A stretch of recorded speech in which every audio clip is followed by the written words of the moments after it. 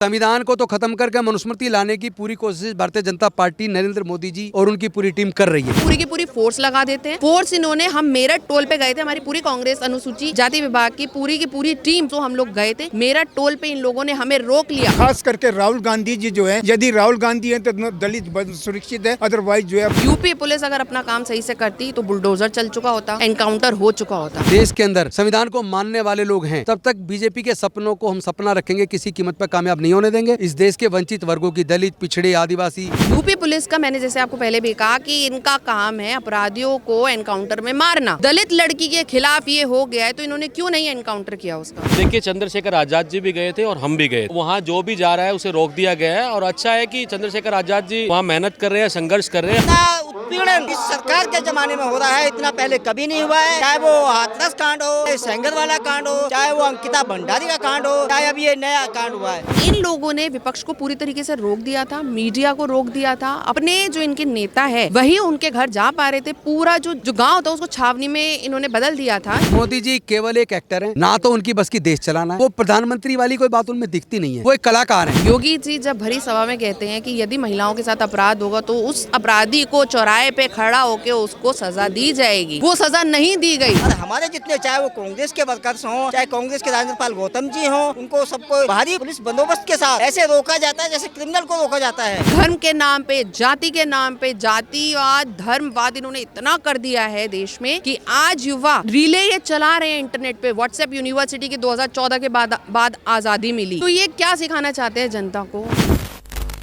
आप अपनी आवाज कब तक उठाते रहेंगे? मेरठ में जो केस हमें देखने को मिला, हमारी जो लड़ाई है न्याय के लिए, अन्याय जब तक चलता रहेगा तब तक हम लड़ते रहेंगे। संविधान जिंदा है 2014 के बाद से अगर कहा जाए। संविधान को तो खत्म करके मनुस्मृति लाने की पूरी कोशिश भारतीय जनता पार्टी नरेंद्र मोदी जी और उनकी पूरी टीम कर रही है। लेकिन जब तक हम जिंदा हैं, जब तक हमारे देश के अंदर संविधान को मानने वाले लोग हैं, तब तक बीजेपी के सपनों को हम सपना रखेंगे, किसी कीमत पर कामयाब नहीं होने देंगे। हम इस देश के वंचित वर्गों की, दलित, पिछड़े, आदिवासी, माइनॉरिटी के लोग, चूंकि लगातार जो जुल्म हो रहा है और जो पूरे जहां भी देखे हर चुनाव में हिंदू मुसलमान, घुसपैठिए, सरकार तुम्हारी, ज्यादातर राज्यों में तुम्हारी सरकार, केंद्र में तुम्हारी सरकार। जरा ये तो बता दो पूरे देश में अब तक कितने घुसपैठिए तुम पहचान पाए? इसका मतलब कोई घुसपैठिए नहीं, तुम केवल सत्ता के लिए, अपनी राजनीति के लिए ये शब्दों का जाल बुन रहे हो। घुसपैठिया, हिंदू मुसलमान, हर जगह हिंदू मुसलमान करते हो, क्योंकि आपको आपके बस की देश चलाना तो है नहीं। देश को तो आप आगे ले जा नहीं जा सकते। हमारे देश की विदेश नीति इतनी पुअर है कि पूरे देश की आज पूरी दुनिया में थू-थू हो रही है। वो भारत जिस भारत में पिछले 70 सालों में देश के दलित, पिछड़े, आदिवासी, वंचित वर्गों को आगे बढ़ने की योजना बनाई गई थी और विशेष रूप से मजदूरों के लिए मनरेगा लाके जो 100 दिन के काम की रोजगार की गारंटी दी थी, और रोजगार अगर स्टेट गवर्नमेंट नहीं देती है तो उसको मुआवजे की भी व्यवस्था की थी, उस पूरे अधिकार को ख़त्म कर दिया। मनरेगा को ख़त्म करके जो विकसित भारत ग्राम जी ये लेके आए, उसमें तो अब ये केंद्र सरकार के हाथ में सारी पावर ले ली है और ऐसी स्थिति कर दी है कि अब रोजगार की गारंटी नहीं बची। एक आखिरी सवाल का अधिकार छिन गया है। आखिरी सवाल आपसे, जब मोदी जी जो उनकी मां का अपमान करा गया था तो उनकी आंख में आंसू थे, अब जब किसी और दलित लड़की की मां की हत्या कर दी जाती है तो उनके आंसू? मोदी जी केवल एक एक्टर हैं, ना तो उनकी बस की देश चलाना है, वो प्रधानमंत्री वाली कोई बात उनमें दिखती नहीं है, वो एक कलाकार हैं। जैसे कोई डायरेक्टर कोई और है, प्रोड्यूसर कोई और है, राइटर कोई और है, तो यहाँ राइटर, प्रोड्यूसर, डायरेक्टर कोई और है, वो एक एक्टर हैं, वो एक्टिंग करते हैं, बाकी उनकी बस की कुछ नहीं है। इसीलिए आज तक वो कोई प्रेस कॉन्फ्रेंस नहीं कर पाए पिछले 12 सालों में। क्या नाम हुआ मैम आपका? मेरा नाम एडवोकेट मेघा सेहरा है। मैम, आप एडवोकेट हैं और आप न्याय से अपना काम करती होंगी। आपको लगता है जिस तरीके से लड़की का अपहरण करा गया, उसके बाद उसकी माता को मार दिया जाता है, उसके बाद जो लोग अपहरण करके लेके जाते हैं वो नारा लगा के जाते हैं, जब उन्होंने नारा लगाया कि राजपूत हैं या फिर ठाकुर है तो उनको संरक्षण मिल गया। 72 घंटे तक ना उनके घर पे बुलडोजर चला, ना उनकी बरामदगी हुई, उनको बरामद भी नहीं किया गया कि वो लड़की को लेके कहाँ गए हैं, क्या क्या किया है उस लड़की के साथ, पता नहीं। वो लड़की भी अब इतने दबाव में होगी, उसके बाप के साथ, उसके परिवार के साथ पीछे से क्या प्रेशर बनाया गया, क्योंकि इन लोगों ने विपक्ष को पूरी तरीके से रोक दिया था, मीडिया को रोक दिया था। अपने जो इनके नेता है वही उनके घर जा पा रहे थे। पूरा जो इनका जो गांव था उसको छावनी में इन्होंने बदल दिया था, जिसकी वजह से कहीं ना कहीं चीज़ें दबाने की जो आशंका है वो 100% से भी ज़्यादा बढ़ती जा रही है। जैसे अभी आरोपियों को गिरफ्तार कर लिया गया है, आपको लग रहा है कि यूपी पुलिस अपना काम सही से कर रही है? यूपी पुलिस अगर अपना काम सही से करती तो बुलडोजर चल चुका होता, एनकाउंटर हो चुका होता, क्योंकि योगी जी जब भरी सभा में कहते हैं कि यदि महिलाओं के साथ अपराध होगा तो उस अपराधी को चौराहे पे खड़ा होकर उसको सजा दी जाएगी, वो सज़ा नहीं दी गई, तो ये अपनी ही बातों से खेलते हैं, अपने ही मुद्दों पे ये फंस जाते हैं। तो महिला होने के नाते, चाहे मैं हूँ, चाहे आप पे, चाहे कोई भी वंचित वर्ग से आती हुई महिला है या कोई पढ़ी लिखी भी है, अगर वो रोड पे चल रही है तो हमारे देश के संविधान ने उसको ये अधिकार दिया है कि वो स्वतंत्र रूप से अपनी बातों को बोल पाए, वो एक आज़ादी के माहौल में जी पाए, उसके साथ कोई छेड़खानी ना हो, और अगर होती भी है तो सरकार का ये दायित्व बनता है कि उस अपराधी को कड़ी से कड़ी सज़ा दी जाए। पर यहाँ पे कहीं ना कहीं सरकार की चूक है, सरकार भी लग रहा है जैसे इस अपराध में लिप्त है। आपने बोला जैसे महिलाओं का हक है कि वो स्वतंत्रता से सड़कों पे घूम पाए, अपनी मांगे उठा पाएं, लेकिन एक तरफ जो बहुत बड़े सांसद हैं नगीना के चंद्रशेखर आज़ाद, उनको खुद पुलिस आके रोकती है। आपने पहले ऐसा मंजर कभी कांग्रेस के समय पे देखा था कि विपक्ष के ऊपर रोक लगा दी जाती है, वो जा नहीं पाती है? देखिए, कांग्रेस के समय पे यदि किसी को प्रोटेस्ट करना था या किसी तरीके का आंदोलन करना था या छोटी मोटी जो भी स्ट्राइक करनी थी ना, वो इसी जंतर मंतर पे आके करते थे। ऐसा कुछ नहीं था कि आपको 10 दिन पहले परमिशन लेनी पड़ेगी। पर आज जिस तरीके से चीज़ों को जिस ओर लेकर जाया जा रहा है कि आपको 10 दिन पहले परमिशन लेनी पड़ेगी, तब अगर आपको परमिशन मिल जाएगी तभी आप कर पाएंगे, नहीं तो आप नहीं कर पाएंगे। ये पूरी की पूरी फोर्स लगा देते हैं। फोर्स इन्होंने, हम मेरठ टोल पे गए थे, हमारी पूरी कांग्रेस अनुसूचित जाति विभाग की पूरी टीम को हम लोग गए थे मेरठ टोल पे। इन लोगों ने हमें रोक लिया, हमें कहा आधे घंटे का इंतज़ार करिए, हम बाकायदा जो मेन जो लोग हैं हमारे डिपार्टमेंट के उनको लेकर जाया जाएगा। आधे घंटे इन्होंने हमें इंतज़ार करवाया, वहाँ पे इन्होंने आधे घंटे के बाद हमें मना कर दिया कि आपको नहीं लेकर जाया जाएगा। बाकायदा पुलिस वालों ने धक्का मुक्की की हमारे साथ, हम लोग वहीं धरने पे बैठ गए कि जब तक हमारी मांग पूरी नहीं होगी हम लोग नहीं हटेंगे। इन लोगों ने पूरी फोर्स बुला ली वहाँ पे।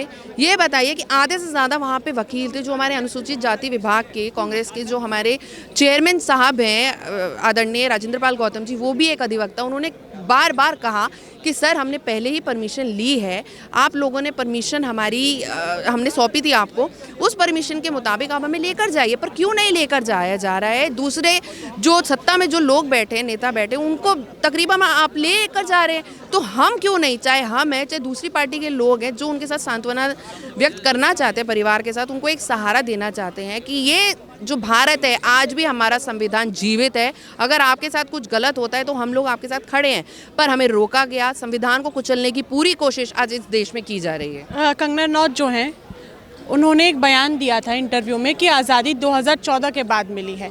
चलिए, आज़ादी अगर 2014 के बाद मिली है तो ना तो उन्होंने कुलदीप सेंगर के विरोध में आवाज़ उठाई, ना तो अभी दलित महिला के उसमें आवाज़ उठाई, ना ही वो उन्होंने अभी आवाज़ उठाई अंकिता भंडारी रेप केस में। नरेश यादव के केस में भी उन्होंने अभी तक आवाज़ नहीं उठाई है। तो लगातार स्मृति ईरानी या कंगना रनौत चुप क्यों है, खुद महिला होने के नाते? देखिए, वो महिला कम, वो भाजपा की सांसद अपने आप को पहले समझ रही हैं, क्योंकि अगर कोई भी महिला विरोधी अपराध इस भारत में हो रहा है, चाहे किसी भी कोने पे हो रहा है, वो चुपचाप होके बैठ जाती हैं, संसद में जाके कुछ भी बोलती हैं, किसी का भी अपमान करने पे उतारू हो जाती हैं। पर संसद में वो ये आवाज़ नहीं उठा रही कि मैं भी एक महिला हूँ।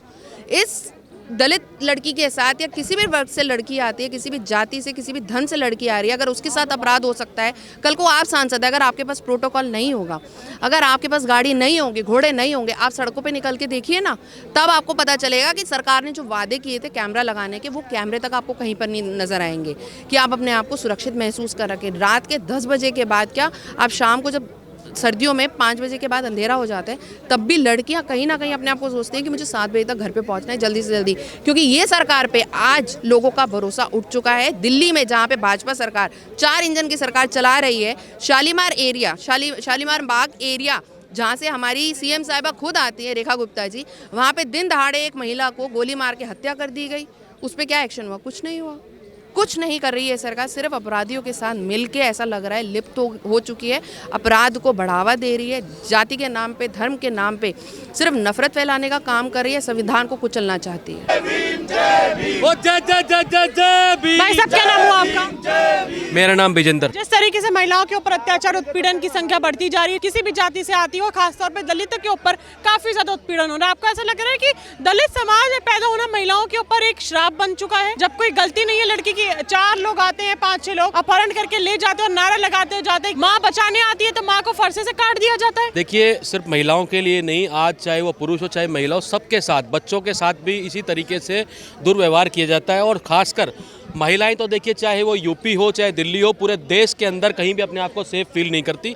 आप खुद महिला हैं, आप इस बात को खुद साफ तौर पे समझ रहे हैं। आप मुझे ये बताइए कि आप लोग लगातार आवाज उठा रहे हैं, चंद्रशेखर आजाद भी गए थे लेकिन उनको यूपी पुलिस द्वारा रोक दिया जाता है। नगीना से सांसद हैं, जाने माने हैं, काफी बड़ी छवि है उनकी। किसी को भी आपने देखा है कि डेमोक्रेटिक कंट्री में विपक्ष को रोक दिया जाता हो सत्ता पक्ष द्वारा? देखिए, चंद्रशेखर आजाद जी भी गए थे और हम भी गए थे, लेकिन वहाँ जो भी जा रहा है उसे रोक दिया गया है। और अच्छा है कि चंद्रशेखर आज़ाद जी वहाँ मेहनत कर रहे हैं, संघर्ष कर रहे हैं। हमारे सभी साथी जो भी हमारे साथ दलित साथी हैं वो संघर्ष कर रहे हैं, और आशा करता हूँ कि उन्हें संघर्ष करना भी चाहिए, ताकि आवाज़ बुलंद होगी और न्याय मिलने का काम होगा।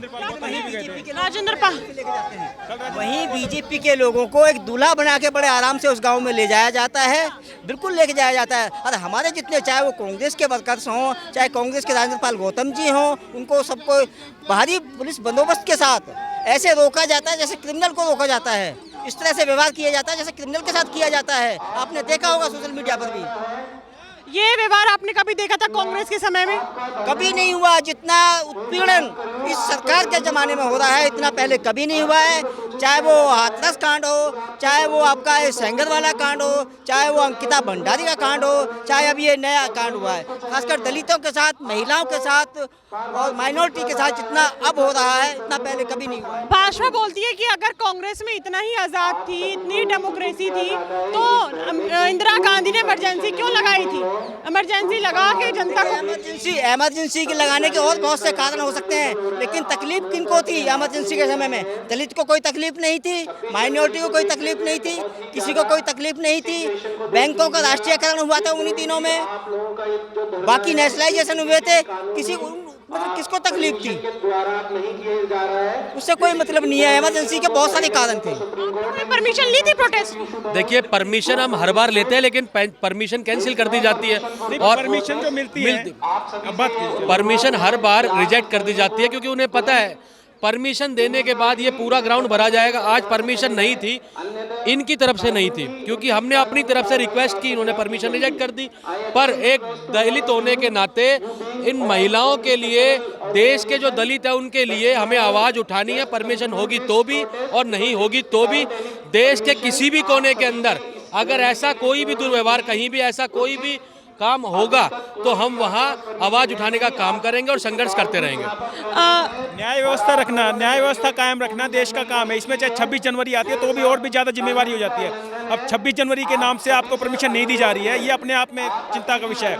ऊपर से ऐसे में जो असामाजिक तत्व हैं वो उसका गलत इस्तेमाल करके न्याय व्यवस्था को बिगाड़ रहे हैं। अब आज जो है ये ध्रुवीकरण की राजनीति जो है बांग्लादेश में चल रही है, तो वहाँ के लिए आवाज़ उठ रही है यहाँ के न्यूज़ चैनल्स पे। और भारत में अगर ध्रुवीकरण की राजनीति चल रही है, किसी गुट को किसी जाति के तरफ पे बांटा जा रहा है, तो ये अपने आप में गलत है और उसके खिलाफ आवाज़ उठाई जा रही है। आप लोग जैसे जंतर मंतर प्रोटेस्ट कर रहे हैं, आपको लगता है कि भाजपा कार्यालय भी जाके एक बार धरना प्रदर्शन करना चाहिए ताकि उनकी आंखें खुले, कान खुले? ऐसा है, जो प्रोटेस्ट का मेन मकसद है कि सरकार ये ना सोचे कि वही अपने आप में सब कुछ है, विपक्ष भी अपने है, और किसी भी भारतीय नागरिक के साथ अगर कोई भी गलत व्यवहार होता है या किसी को न्याय नहीं मिलता है तो विपक्ष का पहला कर्तव्य है कि वो अपनी आवाज़ उठाए। ये आवाज़ उठाने के लिए जंतर मंतर है, यहाँ पे इसको बंद कर देना ये अपने आप में पहले अभी शुरू हुआ है और ये नहीं होना चाहिए। आप मुझे बताइए, जंतर मंतर आपने बोला आवाज उठाने का एक मंच है ना, लेकिन उसके बाद लगातार रोक दिया जाता है, चाहे विपक्षी का कोई भी पार्टी, कोई भी नेता आ जाए, यहाँ पे प्रोटेस्ट नहीं करने दिया जाता। हाल ही में कुलदीप सेंगर के विरोध में प्रोटेस्ट करा था कांग्रेस पार्टी में, लेकिन उसको भी रोक दिया गया। अंकिता भंडारी ने जब यहाँ पे प्रोटेस्ट हुआ वहाँ वो भी रोक दिया गया। तो लगातार क्या विपक्ष को दबाने का काम करा जा रहा है? विपक्ष नहीं है कोई भी, किसानों को भी रोक दिया गया, मजदूरों को अपनी आवाज़ नहीं उठाई जा रही, 4 लेबर कानून के खिलाफ आवाज़ उठाई, किसानों को MSP नहीं मिला, ये सब चीज़ें हैं लोग, लेकिन उनको परमिशन नहीं मिलती, वो खड़े नहीं हो पाते। आज विपक्ष जो है वो खड़ा हो पा रहा है। ये परमिशन किसी को बाकायदा लोग इकट्ठा करते, प्रतिष्ठन के लिए परमिशन मांगते हैं और लास्ट डे पे, पहले नहीं बताते, लास्ट डे पे, लास्ट मोमेंट पे कहते हैं कि आपको परमिशन नहीं मिली, जो भी लोग आएंगे उनके खिलाफ। ये जो विपक्ष है वो तो उन लोगों की आवाज़ उठा रहा है कि उनको परमिशन नहीं मिल रही है, क्योंकि वो लोग जो है उनके ऊपर केस लग जाते हैं, तो उनके केस लड़ने के लिए कोई लोग नहीं होते। तो ये अपने आप में एक बात है कि आप परमिशन कैंसिल क्यों कर देते हैं। ये एक जगह है बात रखने के लिए, और वो भी तब बात रखी जाती है जब सरकार मनमानी कर रही है। तो वो काम है विपक्ष का और लोगों का भी, जिसके साथ तानाशाही में गलत रवैया हो रहा है, उसको आवाज़ उठानी चाहिए और हम उसका समर्थन करते हैं। सत्ता पक्ष में जो बैठे लिए गए, उनका सवाल है कि आरोपियों को गिरफ्तार कर तो लिया है, तो फिर प्रोटेस्ट करने की जरूरत क्या है? अपना काम यूपी पुलिस कर रही है।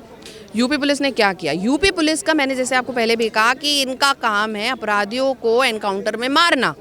दलित लड़की के खिलाफ ये हो गया है तो इन्होंने क्यों नहीं एनकाउंटर किया? उसका कर दिया एनकाउंटर। जो महासभाओं में जाके ये भीड़ इकट्ठी करते हैं और वहाँ पे कहते हैं कि अपराधियों के खिलाफ अगर कोई महिला विरोधी अपराध होगा तो उसको सड़क पे जाके, उसको चौराहे पे जाके उसको अपराधी को सजा दी जाएगी। आज क्यों नहीं उसको सजा दी जा रही? लड़की ने खुद बोला कि उसके सामने माँ की हत्या कर दी, तो ये प्रूव हो गया ना आपका।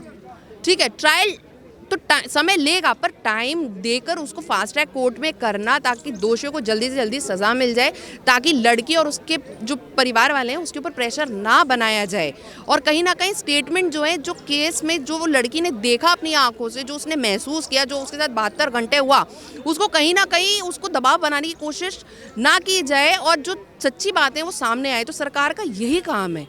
सरकार ये नहीं चाह रही है, दिख नहीं रहा, जनता नहीं देख रही है, जनता समझ नहीं पा रही, क्योंकि कहीं ना कहीं ये जाके धर्म के नाम पे, बाबाओं के नाम पे आज ये लोगों को इतना बरगला रहे हैं कि जो बाबा है, जो अपराधी हैं, जो बलात्कारी हैं, आज उनको 40-40, 50-50 दिन की पैरोल मिल रही है, जबकि उनको जो है लाइफ इम्प्रिजन मिला हुआ है, उनको उम्र कैद मिली हुई है। 40-40, 50-50 दिन, साल के वो बाहर आ रहे हैं और उसके अंदर रिपोर्ट में ये भी लिखा जा रहा है कि कोइंसिडेंटली जो बाबा बाहर निकले राम रहीम, उनका जन्मदिन भी है जनवरी में। तो इसलिए देखिए कितना कोइंसिडेंट है, उनको पैरोल मिली और जो है उनका जन्मदिन भी है।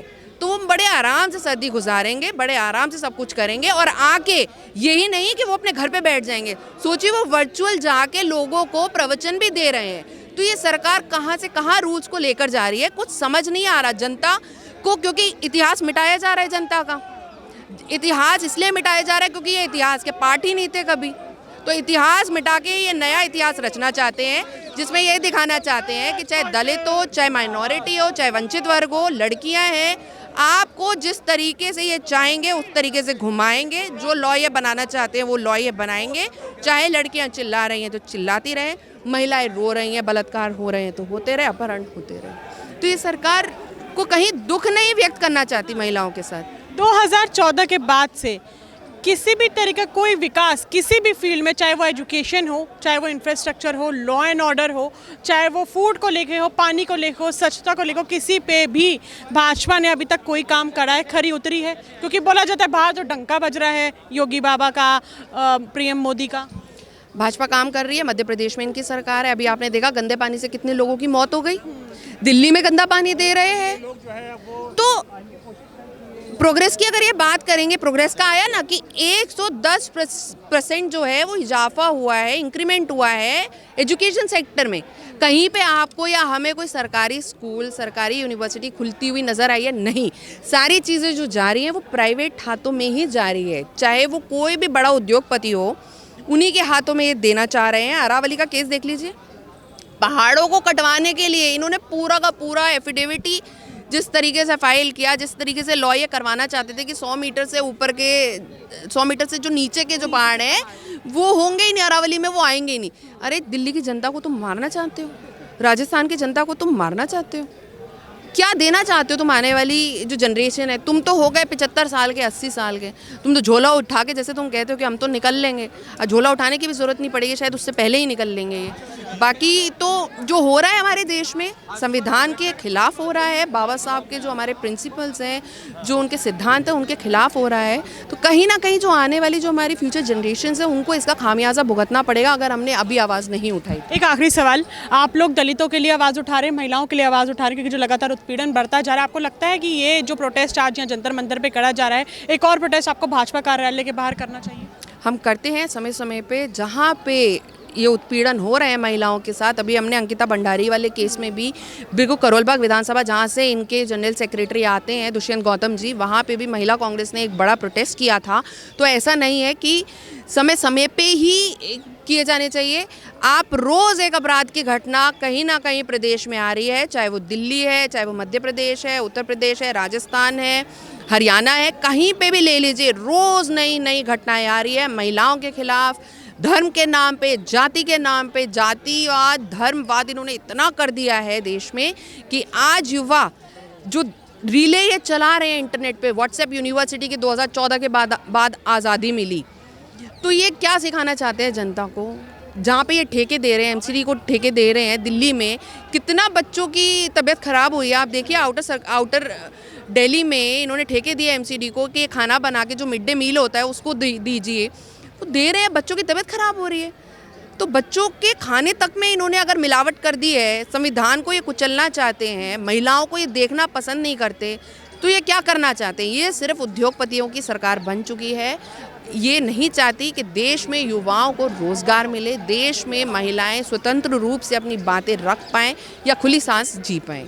Thank you so much. क्या बोलने का हक, चलने का, घूमने का, फिरने का हक खो दिया हो, मतलब खत्म हो गया है क्या भारत में? लगता है, ऐसा महसूस होता है दलित को, माइनॉरिटीज़ को ऐसा लगता है कि अपनी आवाज़ उठाते हैं, उन पर कोई ना कोई केस लगा दिया जाता है, बहुत सारी धाराएं लगा दी जाती हैं, डराया जाता है। ऐसा अब महसूस होता है कि अब हमारा प्रोटेस्ट करना भी इन्होंने गुनाह कर दिया। अब देखिए यहाँ के लिए कहाँ जंतर मंतर मैक्सिमम होते थे पहले, अब कहाँ होते हैं मैडम? परमिशन नहीं दी जाती है। अगर जो ये कांड जो है किसी मुस्लिम ने या किसी अल्पसंख्यक ने कर दिया तो तब तक बुलडोजर चल गया होता, अभी बुलडोजर क्यों नहीं चल रहा? ये जो सवाल अंकल ने उठाया, ये सवाल अभी एक दो लोग और उठा चुके हैं कि अगर यही कांड किसी मुस्लिम ने या किसी उच्च जाति ने कर दिया होता तो अब तक तो बहुत विवाद बन चुका होता। अगर मुस्लिम ने किसी लड़की का अपहरण कर दिया होता, मर्डर कर दिया होता, या किसी भी तरीके का रेप केस कर दिया होता या अटैक कर दिया होता महिला के खिलाफ, तो अब तक जो भाजपा जो बैठी हुई है केंद्र में, वो अब तक आवाज उठा चुकी होती और उस मुसलमान के घर में बुलडोजर चल गया होता।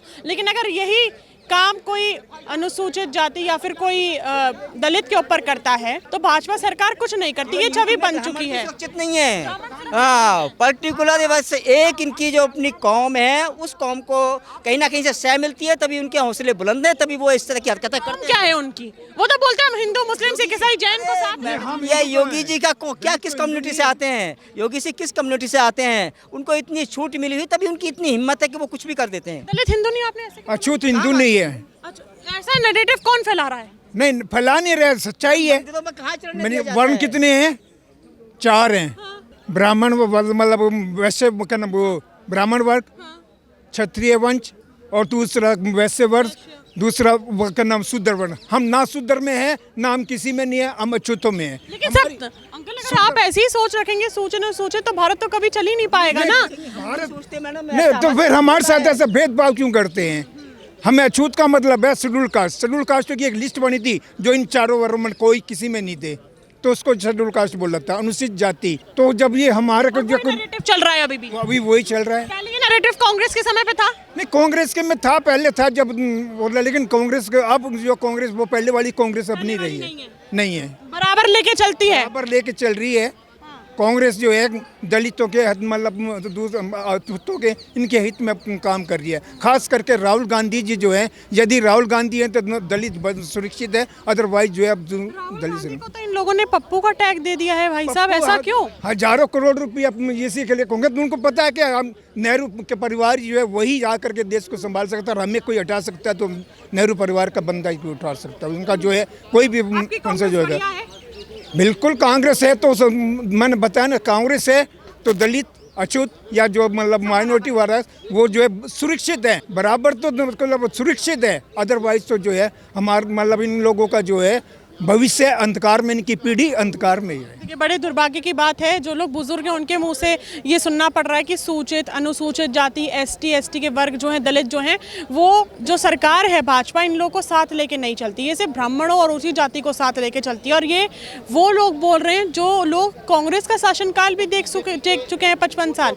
उनके मुख से ये शब्द देखने को मिल रहे हैं कि भाजपा हिंदू की सरकार है, हम दलितों को हिंदू में नहीं गिनते, हिंदू के ऊपर अत्याचार अगर होता है तो ये लोग फट से आवाज़ उठा लेते हैं। लेकिन अगर वही अत्याचार मुस्लिम के ऊपर होता है, दलित के ऊपर होता है, अनुसूचित सूचित जाति के ऊपर होता है, तो उसके को लेके आवाज़ नहीं उठाई जाती है। पुलिस लाठीचार्ज करने पे उतारू हो जाती है, मीडिया को परमिशन नहीं दी जाती। और हाँ, ये सही बात है, मैं आपको बता दूं कि मेरठ में जो ये दलित बहन के साथ हुआ है, उसकी माँ की हत्या कर दी गई, मीडिया को जाने की परमिशन नहीं थी। यूपी पुलिस ने रोक दिया था जब चंद्रशेखर आज़ाद गए तो उनको काफ़ी मुश्किलात झेलनी पड़ी। आगे महिला पुलिस को कर दिया गया क्योंकि सामने एक मर्द खड़ा है तो मर्द जो है औरत पे हाथ नहीं उठा सकता, धक्का नहीं मार सकता, इसलिए महिला पुलिस को आगे कर दिया जाता। लेकिन उसके बाद भी जैसे तैसे करके वो सांसद जाता है, किसी अनजान की बाइक लेता है और वो इंसान छोड़ता है उसको, वो दलित परिवार से वहाँ पे जाके मिलते हैं। बड़ी दुर्भाग्य की बात है। क्या हम ये सही में कह सकते हैं कि संविधान जिंदा है?